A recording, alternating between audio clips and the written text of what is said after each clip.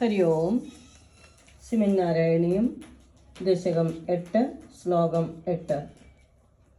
ചതുർയുഗാണാം ച സഹസ്രമേവം ത്വയി പ്രസുപ്തേ പുനരദ്വിതീയേ കാലാഖ്യശക്തി പ്രഥമ പ്രബുദ്ധ പ്രബോധയ ത്വാം കില വിശ്വനാഥ.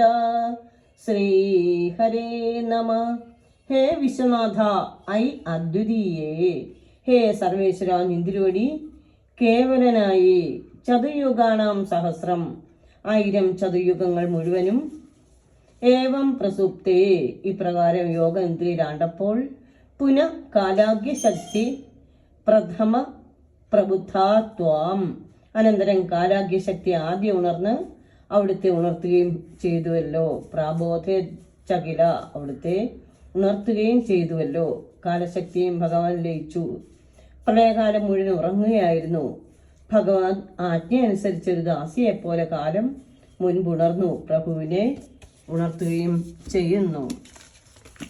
അല്ലയോ ഭഗവാനെ, അവിടുത്തെ ലീലാവിശേഷങ്ങൾ എല്ലാം അത്ഭുതങ്ങൾ തന്നെ. അവിടുത്തെ ആ ലീലയിൽ ഉൾപ്പെടുന്നതാണ് സർവ്വതും. ലീലാമനുഷ്യനാണ് അവിടുന്ന്. സങ്കല്പശക്തി കൊണ്ട് ഓരോന്നും നിർമ്മിക്കുവാനും അതില്ലാതാക്കുവാനും എല്ലാം അവിടുത്തെ ആ ദൃഷ്ടി കൊണ്ട് മാത്രം സാധിക്കുന്നു. പ്രളയാരംഭത്തിൽ എല്ലാ ശക്തികൾക്കും അഭയസ്ഥാനം,